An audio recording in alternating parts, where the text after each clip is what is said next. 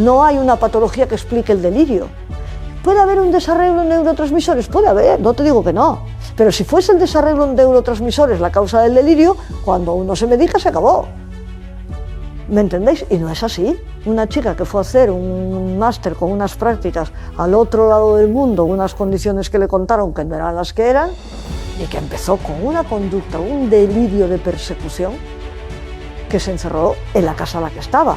Si atendéis bien a mis palabras, no empecéis a pensar cosas más allá de lo que estoy diciendo, os vais a dar cuenta que el condicionamiento pavloviano de sonidos o de visiones es muy sencillo y que realmente nosotros en muchísimas ocasiones vemos cosas que no hay y oímos cosas que no existen. Este clip pertenece al doble curso de Análisis Funcional Avanzado y Relación Terapéutica que ya está disponible en la web de Engrama. Inscríbete ahora a precio reducido. Muchas veces hay respuestas ante estímulos conductuales que te dan pues alucinaciones o como lo quieras llamar. Y a mí ahí me cuesta muchísimo intentar darle una explicación funcional. Ay, me encanta el tema. Pero no lo vamos a ver ahora. Lo vamos a ver después. Vale, es que por eso te decía que no sabía si era... Funcional 100%, para hacer la prueba del reforzador y animaros a pensar en ello. Normalmente las alucinaciones se entienden como respuestas condicionadas. Y es muy fácil entender el condicionamiento de una alucinación. De hecho, no es difícil producirlo experimentalmente. Esas cosas ahora ya no se hacen, pero hace años. Vosotros pensad que la modificación de conducta, es decir, el análisis de la conducta aplicado a contextos clínicos, sus primeras aplicaciones fueron, como no podía ser menos, en contextos controlados, leas escuelas y psiquiátricos.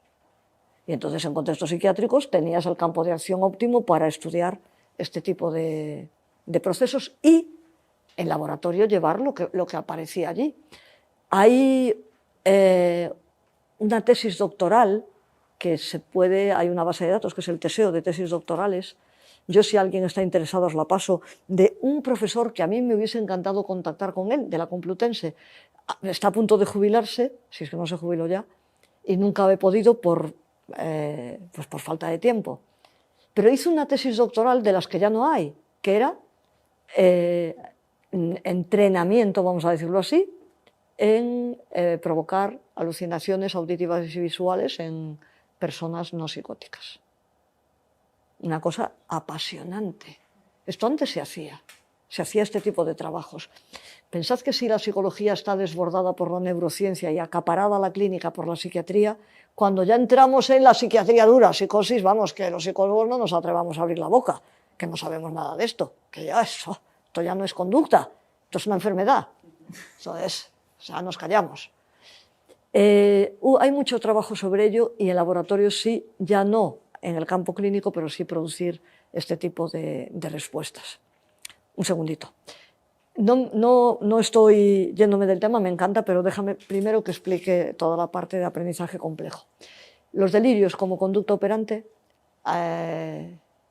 las alucinaciones y las auditivas o visuales como conducta pavloviana.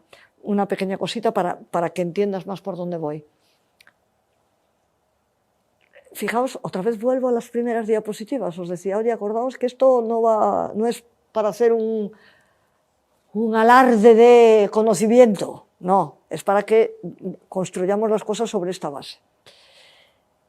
Estamos hablando que cuando estamos condicionando un estímulo concreto ante un EI, se va a condicionar ese estímulo y otros presentes, pero no porque queramos, sino porque están ahí y cumplen las mismas requisitos para que haya condicionamiento pavloviano, que es contigüidad, contingencia y proactividad. Si lo cumplen, se va a condicionar. ¿Me estáis siguiendo? Todos no, depende. Muchas modalidades, el ensombrecimiento famoso, que haya unos que eclipsen de alguna manera a los otros, aunque están presentes, etcétera, etcétera. Nuestra propia historia de aprendizaje con algunos estímulos. Pero quiero que entendáis este fenómeno que si atendéis bien a mis palabras, no empecéis a pensar cosas más allá de lo que estoy diciendo, os vais a dar cuenta que el condicionamiento pavloviano de sonidos o de visiones es muy sencillo y que realmente nosotros en muchísimas ocasiones vemos cosas que no hay y oímos cosas que no existen. Nos ocurre, pero no le damos importancia. ¿Cuándo le damos importancia? Cuando nos ponen la etiqueta de psicóticos, caramba, si le damos importancia. O cuando se dan en contextos o con cierta frecuencia o nos genera mucha angustia, pero, ay, creí oír un golpe. ¿Nunca hicisteis esto? O, me pareció ver una sombra. ¿Qué es esto? No me digáis el cerebro que funciona mal, no. Os explico. Imaginaos un EI, un sonido. O sea, y no voy a hablar de alucinaciones, voy a hablar de cómo sería, esto hablaré después, cómo sería el proceso de condicionamiento. Cuando suena un sonido y estimula el tímpano, al mismo tiempo, para que el tímpano se estimule, tiene que haber una serie de, una base biológica, un sustrato biológico, una conexión, ¿no? Que hace que ese sonido se oiga como sonido, sonido como I, y lo que yo oigo, la RI. ¿Me estáis entendiendo? Pero resulta que cuando está sonando ese sonido, hay una serie no solo de estímulos presentes, sino de estimulación interna, estimulación cerebral, por ejemplo, que también está presente ante otras situaciones donde no está sonando el sonido. Es decir, estímulos presentes cuando está sonando este sonido pueden estar sin que suene el sonido y activar la misma zona que me hace oír. Esos estímulos son estímulos condicionados que dan lugar a una respuesta condicionada que me hace oír.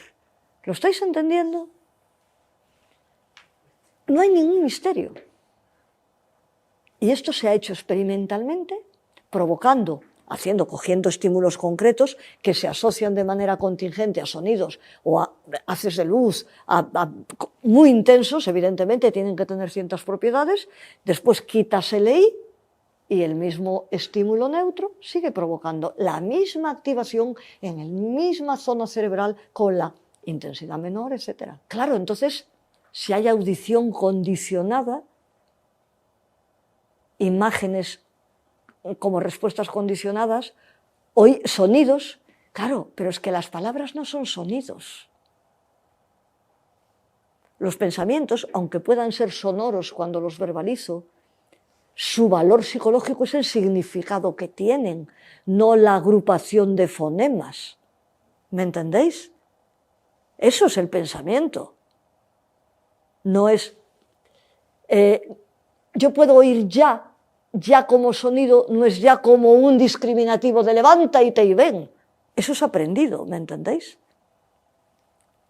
Entonces, no pueden ser nunca respuestas condicionadas. Y sin embargo, podemos tener alucinaciones auditivas aprendidas por condicionamiento pavloviano. Y delirio operante. ¿Por qué? Pues veis la explicación. El delirio tiene un significado. El delirio es todo un discurso con una base. Recuerdo muchísimo el caso de una chica que empezó con una conducta... Ni siquiera tengo que remontarme tanto. Estoy tratando ahora un caso de estas características. No me está, fijaos, o sea, tengo hasta tal punto abandonado el tema del delirio que ni siquiera me acordaba de esto. Pero esto que os digo, una chica que fue a hacer un máster con unas prácticas al otro lado del mundo, unas condiciones que le contaron que no eran las que eran, y que empezó con una conducta, un delirio de persecución, que se encerró en la casa a la que estaba. Pero es que, ¿por qué? Porque todo no era nada como le habían dicho, no había ningún tipo de relación con nadie, se sentía aislada, el mundo era amenazante, pues chicos, me están persiguiendo. O sea, ¿cómo me voy a explicar yo mi propia incapacidad, mi propia dificultad? Tan pronto la sacaron de allí, la fue a buscar un hermano, con muy buen criterio, la llevó al psicólogo en vez de llevarla a psiquiatría, y se acabó. ¿Me entiendes? La que estoy yo tratando ahora, que no viene por esto, viene por una mezcla de cosas, pero esta chica también tiene este diagnóstico porque en una condición extrema también, en un país con una cultura muy distinta a la nuestra, fijaos qué curioso, vivió una situación, era una mujer que había tenido, una chica que había tenido muchos problemas en su infancia, su padre era una persona muy agresiva, había en casa muchísima tensión y además la machacaba continuamente diciéndole tú no vales nada, tú no sirves para nada, tú no sé qué, no sé qué, no sé qué, no sé cuánto. La chica estudió su carrera y se fue a hacer unas prácticas también curiosamente como esta, porque alguien le dijo que en esa ciudad de otro país había una cosa muy peculiar que ella quería hacer. Resultó que no era verdad, pero ella había ahorrado para hacerlo y como no tuvo que invertir en pagar las prácticas, dijo, pues me quedo aquí. Y estando allí, que estaba bastante bien, viviendo bien, un día oyó una situación que era... Este clip pertenece al doble curso de Análisis Funcional Avanzado y Relación Terapéutica que ya está disponible en la web de Engrama. Inscríbete ahora a precio reducido.